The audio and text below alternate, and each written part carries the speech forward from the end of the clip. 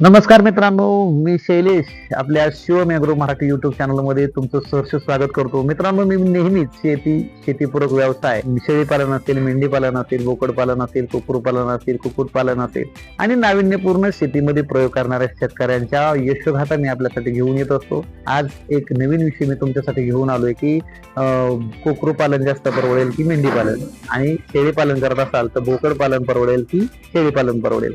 काही भागामध्ये मेंढीला प्राधान्य आहे तर काही भाग शेळीला प्राधान्य आहे. ज्या मार्केटमध्ये ज्या ठिकाणी बोकडाचं मटण खाल्लं जातं तिथे शेळी पालनच केलं पाहिजे, आणि ज्या ठिकाणी मेंढी किंवा कोकरं बालिंग्याचं मटण खाल्लं जातं त्या ठिकाणी मेंढी पालन हे प्राधान्याने केलं पाहिजे. माझ्या बऱ्याच व्ह्यूअर्सचं म्हणणं आहे की सर, आम्हाला कुक्कुट पालन आणि किंवा बोकड पालन हे आम्हाला जास्त सोपं वाटतं, आणि मेंढी पालन आणि शेळी पालन हे जास्त खर्चिक आणि जास्त हेक्टिक वाटतं. शेळीपालन आणि मेंढीपालन किंवा फार्म आपलं व्यवस्थित राहण्याकरता आणि आपलं शाश्वत उत्पन्न तयार होण्याकरता आपल्याला आपल्या फार्मवरती मदर स्टॉक असणं किती गरजेचं आहे, किती महत्वाचं आहे, ते आपण या व्हिडिओमध्ये पाहणार आहोत. व्हिडिओ इंटरेस्टिंग होणार आहे, शेवटपर्यंत पहा. आवडल्यास लाईक करा आणि इतर पशुपालकांपर्यंत पाठवायला विसरू नका, आणि असेच नवीन नवीन व्हिडिओ पाहण्यासाठी आपल्या चॅनलला सबस्क्राईब करायला विसरू नका. मित्रांनो, बाजारपेठेमध्ये असणारी मटणाची मागणी आणि त्यामुळं जे नवीन तरुण आहेत ते शेळीपालन किंवा मेंढीपालन या व्यवसायामध्ये उतरू इच्छितात. दूध दरामध्ये असणारी अस्थिरता यामुळे बरेच जे पशुपालक आहेत ते दुग्ध व्यवसाय बंद करून बंदिस्त शेळीपालन किंवा बंदिस्त मेंढीपालन करण्याची तयारी करतायत. मित्रांनो, बंदिस्त शेळीपालनाचे शेड आपण भरपूर पाहिले होते, परंतु बंदिस्त मेंढीपालन हे फार कोणी करत नव्हतं. परंतु आता सध्या बऱ्याच दिवसापासून याचा एक जो ट्रेंड सुरू झालाय की बंदिस्त मेंढीपालन पण होऊ शकतं, हे बऱ्याच जणांनी सिद्ध केल्यानंतर नारी सुवर्ण असेल किंवा मॅडगार्ड जातीचे सुद्धा आणि लोकल जातीच्या सुद्धा मेंढ्या ह्या बंदिस्त होऊ शकतात. अशा पद्धतीचे फार्म सुद्धा आपल्याला बरेच जिल्ह्यांमध्ये येणाऱ्या बऱ्याच व्ह्यूअरचं एक म्हणणं असतं की सर, बंदिस्त मेंढी पालनावरती खर्च जास्त होतो आणि त्यापेक्षा आम्हाला लहान पिल्लं आणून मोठी करून ती विकण्यात आम्हाला जास्त नफा दिसतोय. व्ह्युअर्सनी माझ्या तर अगदी इतकं कॅल्क्युलेशन करून मला पाठवलं की मेंढी कशी परवडत नाही आणि छोटी पिल्ला आणून मोठी केली तर ती कशी परवडतात, याचं अगदी डे टू डे खर्चासहित सगळं कॅल्क्युलेशन करून पाठवलं. आणि मला त्यांचं सांगणं एकच होतं की सर, मेंढी ही परवडत नाही आणि बालिंगी हे मोठी करून छोटी पिल्लं मोठी करून विकणं हे परवडतं. तर मित्रांनो, आपल्या आजच्या व्हिडिओमध्ये मी तुम्हाला हेच सांगणार आहे की पारंपरिक जे पशुपालक व्यवसाय आहेत किंवा मेंढी पालन करणारे जे धनगर बांधव आहेत किंवा काही लोक पारंपरिक पद्धतीने करतात, तर ते लोक त्यांच्याकडची छोटी पिल्लं का विकतात? तर त्यांना नफा जर कमवायचा आहे, कोणताही व्यवसाय करताना आपण नफा कमवण्यासाठी करतो, मग आपल्याला जी छोटी पिल्लं विकणारा का विकतो याचा कधी विचार केला का? जर छोटी पिल्लं मोठी करून विकण्यात जर नफा असेल, आपल्याला ही छोटी पिल्लं ह्या लोकांनी विकली असती का, ज्यांचा वर्षानुवर्ष हा व्यवसाय आहे? मग त्यांना कळत नाही का नफा कशात आहे?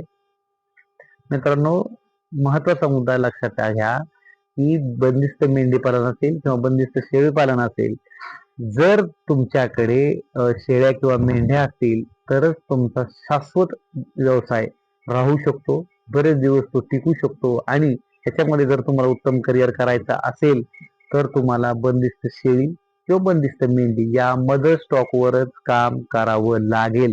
व्हिडिओ इंटरेस्टिंग होणार आहे, विषय महत्वाचा आहे. ज्या लोकांना बंदिस्त शेळी पालन करायचंय, बंदिस्त मेंढी पालन करायचंय, पशुपालना संदर्भामध्ये वेगवेगळे व्हिडिओ पाहायचे आहेत, नवीन सुरुवात कशी करायची, लसीकरण कोणतं केलं जातं, कोणतं असलं पाहिजे, चारा व्यवस्थापन कसं असलं पाहिजे, गोट फार्म बंद पडण्याची काय कारण असू शकतात, आणि आपल्या जनावरांची काळजी आपण कशी घ्यायची, नवीन व्यवसाय करताना त्या प्राण्यांची निवड कशी करायची, अशा अनेक विषयांवरती मी आजपर्यंत व्हिडिओ बनवलेले आहेत. ते तुम्ही माझ्या डिस्क्रिप्शन लिंक चेक करू शकता. आपल्या चॅनेलवरचे सगळे व्हिडिओ तुम्ही यूज करून पाहू शकता. तर खरंच तुम्हाला या धंद्यामध्ये, या व्यवसायामध्ये काहीतरी करायचं असेल तर नक्की हे सगळे व्हिडिओ पहा. मित्रांनो, आजच्या व्हिडिओमध्ये मी बंदिस्त मेंढी पालनामध्ये किंवा शेळी पालन किंवा बोकड पालन असेल किंवा मेंढी पालनामध्ये कुक्कुट पालन असेल किंवा मेंढी पालन असेल, यामध्ये मदर स्टॉक का महत्वाचा आहे, त्याच्यावरती होणारं कॅल्क्युलेशन कसं आहे, या व्यवसायाचं नेमकं गणित कसं आहे, आणि सगळ्यात महत्वाचं व्यवसायाचा नफा वाढवण्यासाठी आपल्याजवळ मदर स्टॉक असणं किती गरजेचं आहे या संदर्भामध्ये चर्चा करणार आहे.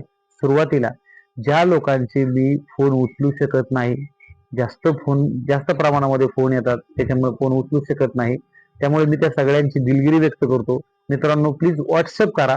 व्हॉट्सअपवर मला शक्य होईल तसे मी तुम्हाला रिप्लाय करत जाईल, परंतु फोन उचलला नाही म्हणून नाराज होऊ नका.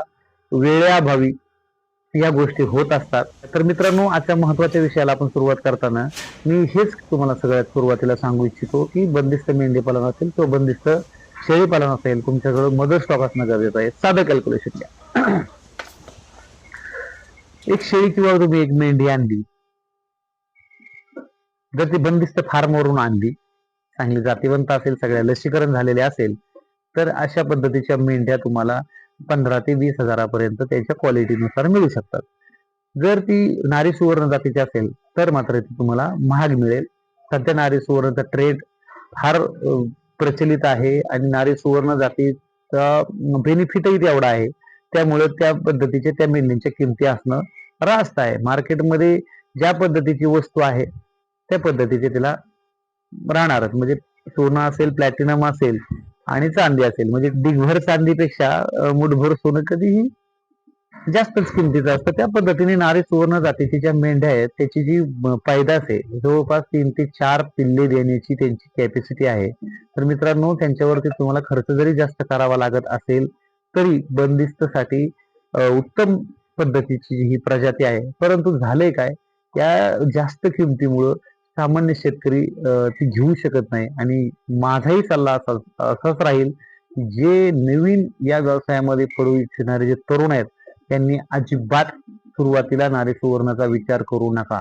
हा, तुम्ही म्हणत असाल, तुम्ही असं का म्हणता, नारी सुवर्ण चांगली आहे आणि त्याचा विचार करू नका, अशा दोन्ही गोष्टी का बोलताय? त्याचं उत्तर याच आहे, सुरुवातीला तुमच्या स्थानिक प्रजातीचाच प्राणी निवडा. तुमच्या भागामध्ये असणाऱ्या मेंढपाळांकडून किंवा ज्यांच्या दारामध्ये शेळ्या आहेत त्यांच्याकडची छोटी पिल्लं घ्या, व्यवसाय सुरू करा. खरंच हा व्यवसाय आपण करू शकतो का, हे पहिले 6 महिने 1 वर्षभर आपल्याला लक्षात येईल. कालांतराने आपण घरच्यांचे पैसे घेऊन व्यवसाय सुरू केला आणि आपल्याला हा व्यवसाय नकोसा वाटला म्हणून आपण तो सोडून दिला, तर हा घरच्यांचे पैसे बुडवण्याचा धंदा होऊ शकतो. व्यवसायाला नाव ठेवण्यापेक्षा आपण त्या व्यवसायासाठी पात्र आहोत का, किंवा हा व्यवसाय आपल्यासाठी आहे का, किंवा आपण करू शकतो का, या गोष्टीचा विचार करूनच या व्यवसायामध्ये उतरा. आणि हे करण्यासाठी सुरुवातीला मात्र तुम्ही स्थानिक प्रजातीच्या सेट झालेले प्राणी तुम्ही सांभाळून बघा. त्यांचं सवयी काय आहे, त्यांच्या आवडीनिवडी काय आहे, त्याचा स्वभाव कसा आहे, त्यांना चारा व्यवस्थापन कसं असावं लागतं, त्याचं कामाचं शेड्यूल कसं आहे, ह्या गोष्टी आपल्याला शक्य होणार आहेत का, हे आपल्याला 1 वर्षानंतर पूर्ण ताळेबंद काढल्यानंतर याला खर्च किती होतो. आपण जर 10 प्राण्यांपासून सुरुवात केली तर 10 प्राण्यांना खर्च किती झाला, त्याच्यातून नफा किती मिळाला, याचा जर ताळेबंद आपल्याला 1 वर्षामध्ये करायला जमला तर मग आपल्या लक्षात येईल की हा व्यवसाय आपण किती प्रमाणामध्ये मोठा करायचा, कशा पद्धतीने करायचा. जर आपले शेड खाली असेल तर मग आपल्याला भविष्यात एलिव्हेटेड केलं तर आणखी किती फायदे होतील, त्यासाठी आपला संभाव्य खर्च किती आहे.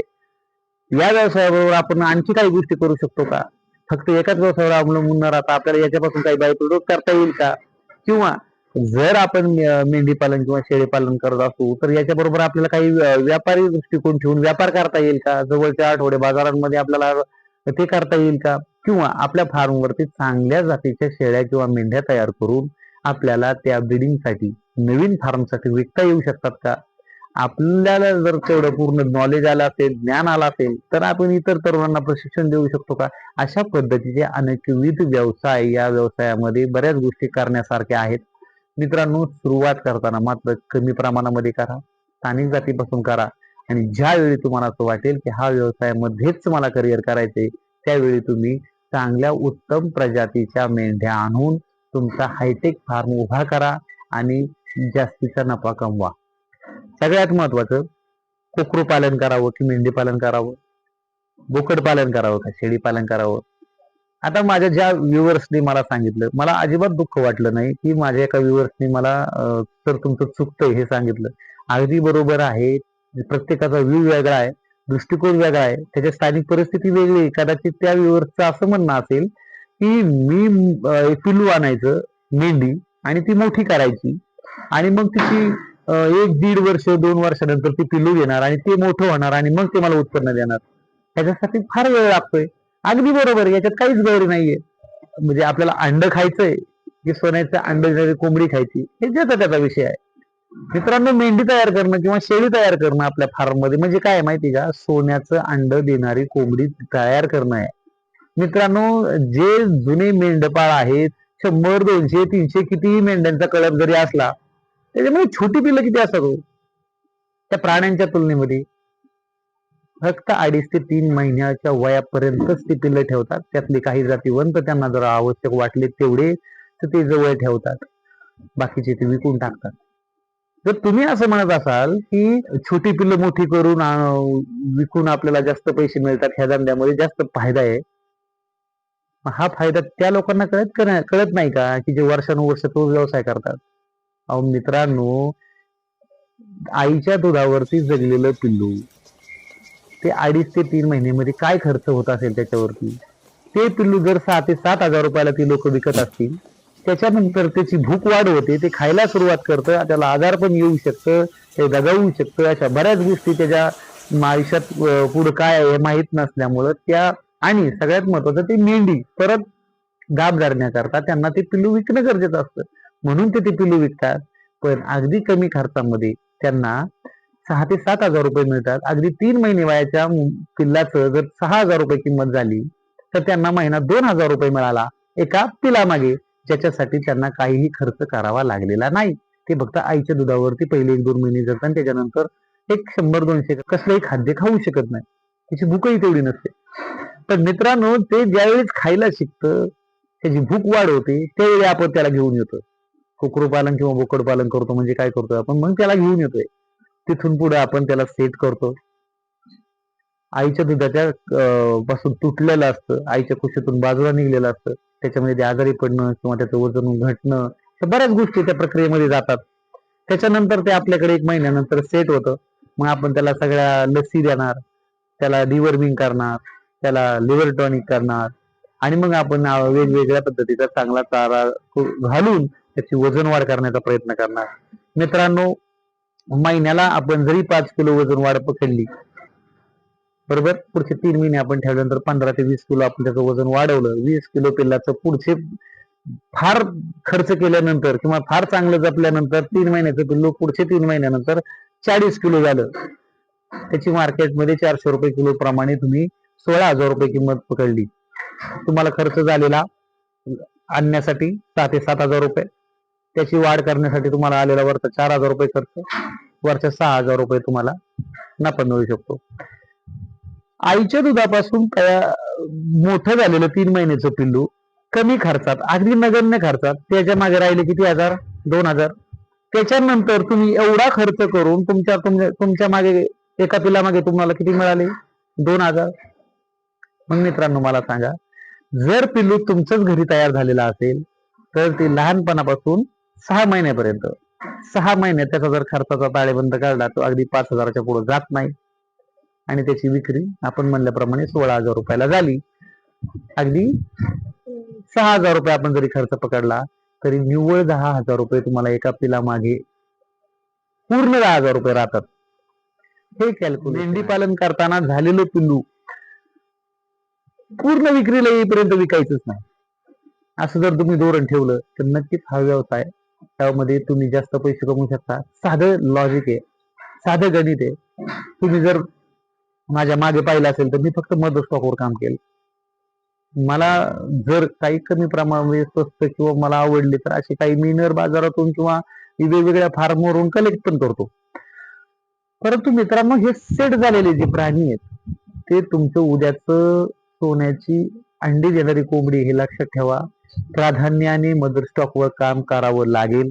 हा, जर तुम्ही व्यवसायामध्ये नवीन असाल तर ह्या व्यवसायामध्ये आणि प्राण्यांचा स्वभाव कळण्याकरता तुम्ही पहिल्या 1-2 बॅच हे करू शकता की बाबा छोटी पिल्लं आणायची, मोठी करायची, त्यांना काय आजारपण येतात, त्यांना खाद्य काय दिलं पाहिजे, वजन वाढीचा वेग कोणत्या खाद्यामुळे वाढतो, आहार व्यवस्थापन कसं करायचं, या गोष्टी करण्याकरता तुम्ही अगदी ते करू शकता. जर तुम्हाला भविष्यामध्ये जास्तीचा नफा मिळवायचा असेल तर मदर स्टॉक वर काम करणं फार गरजेचं आहे.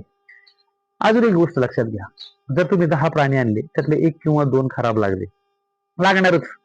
आपण नवीन असतो, त्या व्यवसायामध्ये जुनी जाणती लोक आहेत, हे ते 1-2 पिल्लं तुम्हाला आजारी असणारी, न वाढणारी, इनब्रीडिंग झालेली किंवा त्यांच्या नजरेमध्ये हे उद्या भविष्यात वजन वाढ देणार नाहीत असे प्राणी ते तुमच्या गळ्यात घालणार म्हणजे घालणार, आणि आपण तिथं फसणार. मग मित्रांनो, 2 प्राणी जर आपल्याला तिथं खराब लागले, आपल्याला नफा किती मिळतो? 2 प्राणी जर दगावले तर 20% तोटा झाला, बरोबर. नफा तरी धंद्यात नफा किती आहे? 30 ते 40% नफा असतो जर चांगलं व्यवस्थापन केलं तर.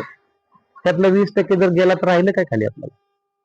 आणि व्यवस्थापन होणारा खर्च, आपण घेतलेली रिस्क, त्या सगळ्याच कॅल्क्युलेशन काढल्यानंतर हे लक्षात येतं की रोज बाजारात जायचं, वेगवेगळे ठिकाणाहून आलेली पिल्लं रोगराई घेऊन आपल्या फार्मवर येण्यापेक्षा स्वतःचा मदर स्टॉक वाढवा.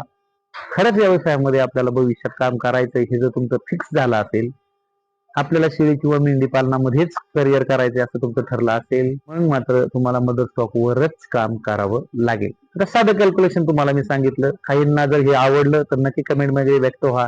नाही आवडलं तर त्याचीही कारणे मला लिहून पाठवू शकता, आपण चर्चा करू शकतो. आणि सगळ्यात महत्त्वाचं मित्रांनो, फोन उचलला नाही म्हणून नाराज होऊ नका. कामाच्या व्यापामुळे मला हे शक्य होत नाही, परंतु तुम्ही व्हॉट्सअप करा, मला शक्य होईल तसे मी तुम्हाला रिप्लाय देण्याचा नक्की प्रयत्न करीन.